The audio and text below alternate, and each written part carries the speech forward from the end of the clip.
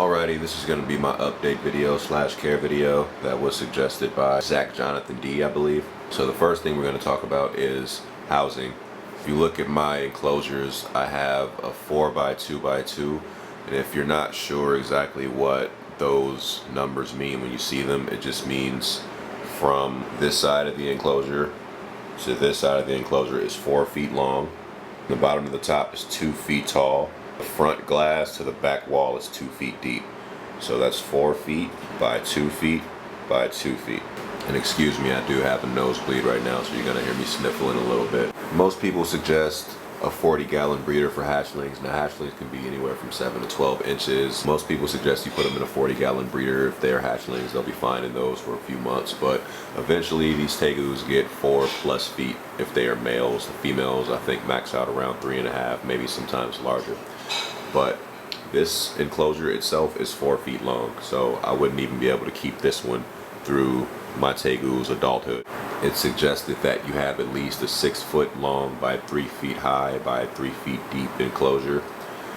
But then again, I think it depends on your situation, because a lot of people let their tegus roam around the room for the majority of the day. I've seen people put lights on the outside of their tanks somewhere in the room where the tegu can bask. So if you have something like that, you could cheat on the size of the enclosure if the lizard doesn't spend that much time in the enclosure. But I plan to build something around 8 feet long by 4 feet deep, maybe by 2 feet high. Tegus don't really care much for height, but from what I've seen, my tegu does like to climb a little bit. He's been climbing all up through these plants since they've been up there. He loves it.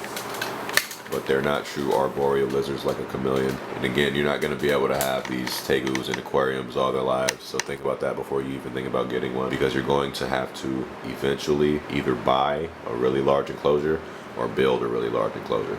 Inside the enclosure, you're obviously going to want a water bowl. I like to have one big enough to where my tegu can fully get inside of it, because I think they like to submerge from time to time. I see mine in there pretty often, not really swimming, but he walks around in the water. That new bowl in the corner is a new addition to this enclosure. I normally put it in my bearded dragon enclosure, but it's just a food bowl. He likes to, I guess it has a naturalistic feel to it, so he likes to climb all over it. This black hide here is the only real hide I have inside. He uses it from time to time, but he likes to burrow all the way underground, so sometimes he flips it over. Other than that, you really don't need stuff like this, but I had leftovers from another enclosure that I cleared out, and I decided to just put them up because the light bothers my eyes, and this helps block the light, and he likes to climb up in here. You're going to need a water bowl, you're going to need a hide spot, you're going to need a basking area, you're going to probably need a food bowl, because if you put the food in the substrate, most likely the lizard's going to pick up some substrate while trying to eat it. Now let's talk about the substrate and the temperature requirements. Substrate will go first. The substrate needs to be something that can hold humidity. These tegus need relatively high humidity, being that they're from Argentina, and if they don't have the right humidity, they will have shedding problems. As you can see in here, I have cypress mulch, which is what a lot of people who have tegus use. Cypress mulch holds humidity well, it doesn't mold. But one thing about it, you have to be careful where you buy it from, because sometimes when you buy it, it will have tiny bugs inside of it. I don't believe they're mites. I'm not exactly sure what they are, but they're not really pleasant to look at. This substrate is a mix of cypress mulch and eco earth. You can't see the eco earth because it's settled to the bottom and it became pretty dusty, so I don't know that I would do that again. You have to make sure the substrate is something that the tegu can burrow in. When they burrow, it's easiest to find them by putting your hand all the way under the substrate, just slowly moving it and picking it up. That way you don't grab the tail accidentally. Just lifting my fingers to see if I can feel for a stomach. That feels like his stomach right there. So slowly lift up. And you've got a lizard. That way it doesn't seem to bother him too much. If you were just grabbing through the substrate, you're going to piss him off. He doesn't mind that too much though. As far as cleaning the enclosures, you want to change the water out every day, especially if he poops in it. Never see that, then I change it out. If you see waste in the substrate, just spot clean it. It smells bad, of course, because it's crap, just spot clean it and then you should be good. Honestly, I think compared to bearded dragons smell worse. I keep the humidity from around 60 to 80% most days. I do let it dry out some days. The large water bowl, it helps keep the humidity up, but I also have a mister. If you're gonna have an enclosure this big, the spray bottle is gonna get really annoying really fast. This is just a mister. It's a chemical sprayer. Get it from your local hardware store.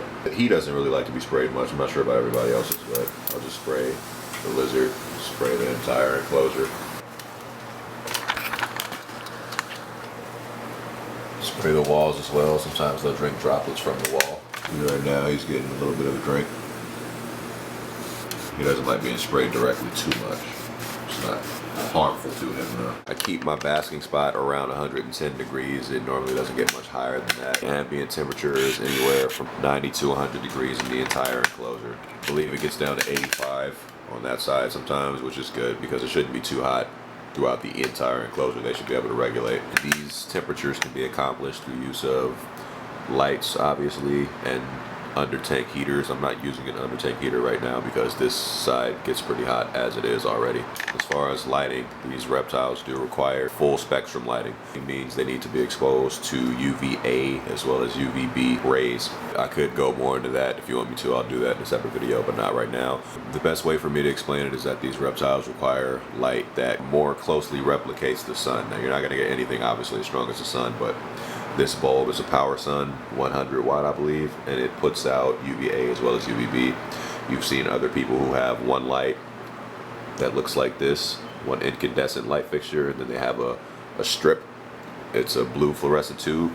That would be their UVB light. It's kind of a blue glow light, and it doesn't give off much heat, but it gives off UVB. If you have a Tegu, you need both UVA and UVB. If you cannot get one of these light bulbs, you're going to need two light fixtures.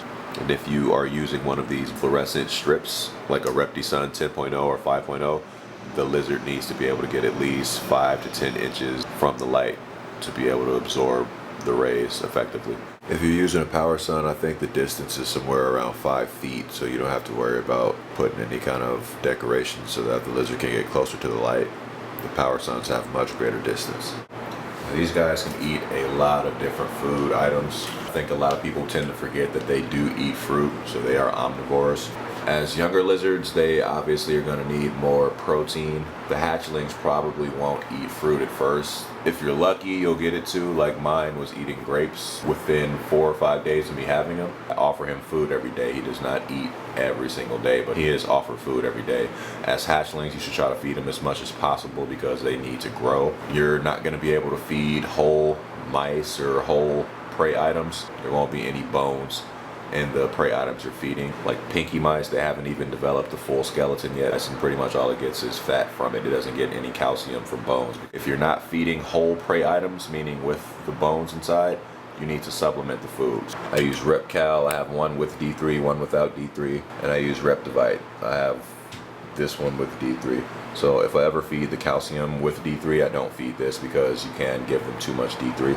When Iro was a baby, I was dusting his crickets every day pretty much, and then it slowly became every other day. An example of his diet would be Monday, I'd feed him dusted superworms and I would offer some grapes. Tuesday, I would offer ground turkey and kiwis.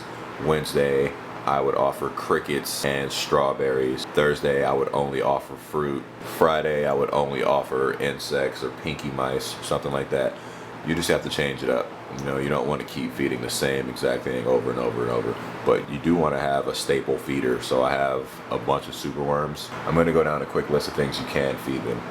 You can feed them pinky mice at this size, fuzzy mice, possibly hoppers, fish, snails, hard-boiled eggs, scrambled eggs, crickets, superworms, night crawlers, any kind of organ meat, beef heart, beef liver, and pretty much any kind of insect that you see on the market for lizards to eat. I wouldn't feed mealworms just because I've never fed any of my lizards mealworms, but I see people feed them mealworms, silkworms, hornworms, superworms, waxworms, roaches, crickets. Formulated canned food for tegus. If you go on websites, they have it for them. I've read somewhere that you can feed them dog and cat food, but I believe dog and cat food is made for dogs and cats, so I don't feed that to my lizard. You can offer an occasional raw egg, but the raw egg, when it's unfertilized, isn't meant to be eaten every day. I can go into that in a different video if you want, but if you want to feed raw eggs and raw egg yolk, try to keep it as a rare occurrence or a treat maybe. But he loves to eat the egg shells, and I'll just leave the leftover shell for him. They like to eat fruit, so don't forget the fruit. Feed them strawberries, kiwis, blueberries, grapes. I know you're not supposed to feed any reptiles avocados, Stay away from avocados. Bananas aren't supposed to be fed every day, but you can feed them bananas as well. The best thing that I found is to experiment with your specific lizard and see what it likes. So I've literally had days where I've put 5 or 6 different kinds of fruits in front of my lizard just to see which fruits he would pick out, so that I don't have to go buy fruit without knowing whether or not he's going to eat it. And the same goes with the carnivore side of him. Try to feed him crickets, try to feed him worms, try to feed him pinkies, try to feed him fuzzies, see what he likes. You're going to get a strong feeding response from certain foods, and those are probably going to be the foods that he really loves. Like this one really loves superworms at the moment. I believe it's best to feed them outside of their enclosure, unless you just got them, in which case you won't be able to pick them up too much. Simply because when you feed them in their enclosure all the time, and when they're giving you that really strong feeding response, they're going to associate you with that feeding response, and you don't want that. If you have to pick up your lizard and put it in a separate feeding tank, that means you have to handle your lizard every day pretty much. I've handled Iro literally every day since I've started petting him. There's not been one day where I haven't handled him.